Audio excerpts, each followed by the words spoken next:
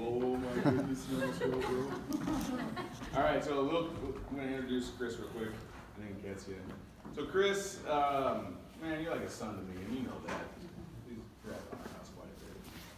He has a really cool scooter. I got to ride it the other day. So Chris has been a part of Wildlife, and now a part of Young Life, and he's such a leader. You know, came up to Marin about I don't know about what 4 weeks ago, 5 weeks ago. He's like, Marin, I'm loving campaigners. I'm loving Young Life. Let's start a Young Life like Bible study. And we're like, all right, great. And so he's been actively leading a Bible study on Tuesday nights at the Young Life House. You guys are more than welcome. So again, they just go verse by verse. And then Ketzie, kind of the same thing. She has been Wildlife and now Young Life, a super great leader. She's bringing kids to the club, and both of you guys are just loved by our family, and we just thank you for being a part of our lives.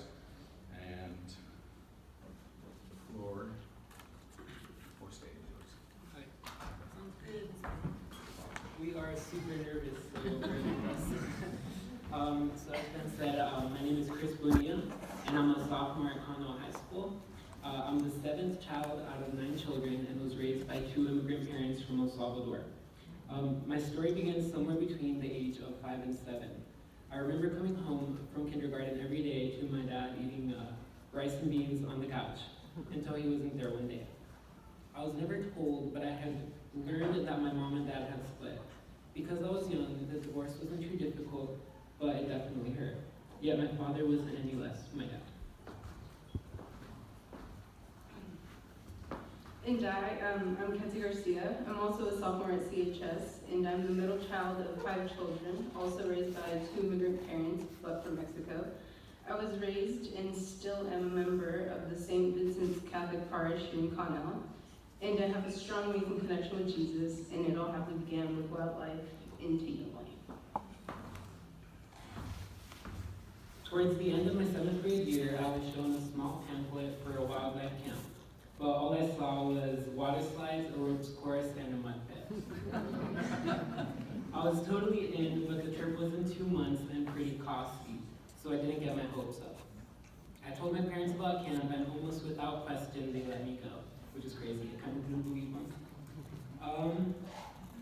About a week before I left, I had found out that my father wasn't living in Tri-Cities anymore. For reasons that I still don't know about, he had to return to El Salvador. Camp was still on and it was an amazing experience getting to actually be a part of the cool stuff I saw in the pamphlet.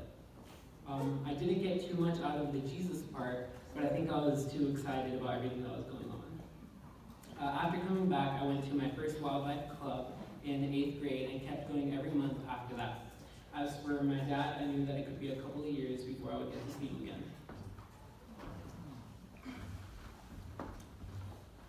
I moved to Connell in the middle of my 8th grade year from Arizona, so I was pretty nervous, but the people here were really kind and welcoming. I never really had a relationship with Jesus, and to be honest with you, I never really planned to have one. Chris was in my advisory class, so we talked a bit here and there. Eventually, he told me to go to this one program called Wildlife, and I was totally in for it, but I backed out last minute because I didn't know Chris that well, and I didn't know what to expect.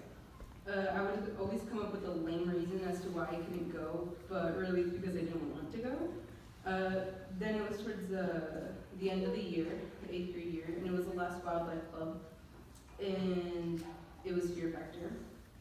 I decided to go, and there I met Crystal Garcia, who is a wildlife leader, and planned the whole thing. It was a super fun club, by the way. And when I entered the Young Life building, I was bombarded with a bunch of weirdness, happiness, and fun. Like, these people were getting live crickets and spitting them from their mouth to see who could spit them the furthest. When Mary came around, everything settled down and all funkiness was put aside, and then Mary started talking about Jesus. So from that summer and into my 8th grade year, I had a lot going on. I was reeling with the absence of my father, which I was trying to ignore. I was also super involved with wildlife and worked towards paying my way to camp and then some to help out a friend. July 21st of 2015, was the day I got to go to Creekside a second time, which is the junior high camp in Oregon. And, sorry. It was also the day I met my new wildlife leader and my now best friend. So my second time there was 1,000 times better. My leader was the coolest person I have ever met, and his relationship with God was something that I saw but didn't even come close to understand. I was so curious as to who God was, who Jesus was, and what a relationship with him was. My leader, Flacco, saw how engaged I was, and we started going to church together after getting home. I truly gave my life up to God November 8th of 2015. I was sitting in the Connell movie theater, which was where Connell Calvary Chapel held their service at the time. And I had come to know my true father, although my biological father was hundreds of miles away, now living in Mexico. When Marion started talking about Jesus, I sort of zoned out.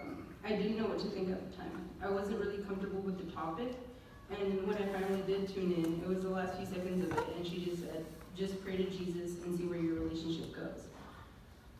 When we then prayed, did all that good stuff, and I went home. Later that night, I was laying in bed really bored, and Marion's words popped up into my head. I began praying, and I felt a bit crazy because I was talking to this man I didn't have a relationship with, but I still continued. When freshman year came around, I was really excited for my first Young Life Club. A few weeks before, the Klostermeyers were kind enough to let us have a pool party at their house, and there was when my relationship with Marion started.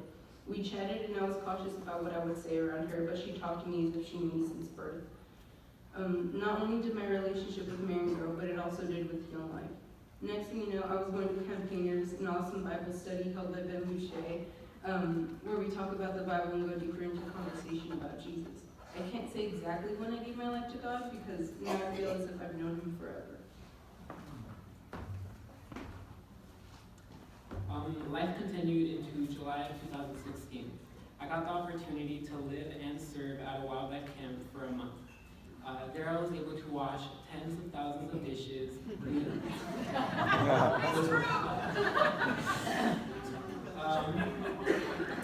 And I was also able to meet thousands of new people from as far as Hong Kong. It was the best month of my life, getting to serve so many junior highs.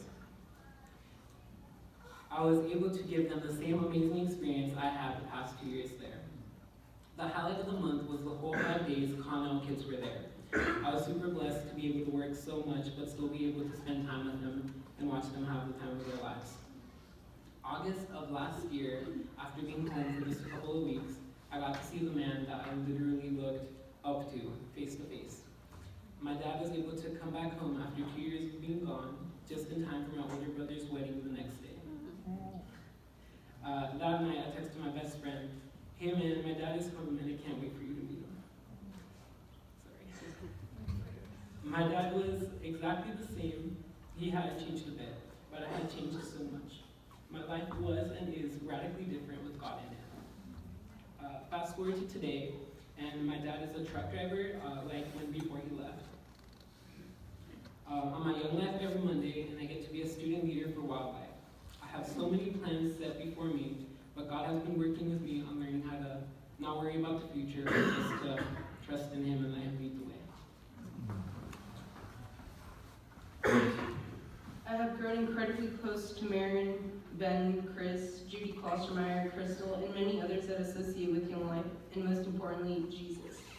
June 18th to the 24th of 2016 was when I finally got to experience the week that everyone at Club bragged about. It's the best week of your life, you won't regret it, was what they would say. I was like, okay, it can't be that great. It's just like Young Life Club 2.0. But I was wrong. There I met hundreds of other teens that also craved for that interaction and relationship with Jesus that I had once craved. I experienced so many crazy things, and honestly, it was like what the Young Life Club kids said it would be. It was the best week of my life. Up till this day, I still have that amazing bond with Marion, who I can just rant my day to, and she will listen and laugh with me. Till this day, my friendship with Chris is still awesome, although he still questions our friendship a lot.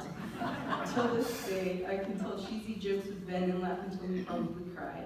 Till this day, I still attend Young Life and don't regret it. I could never be more happy about my relationship with Jesus. Man.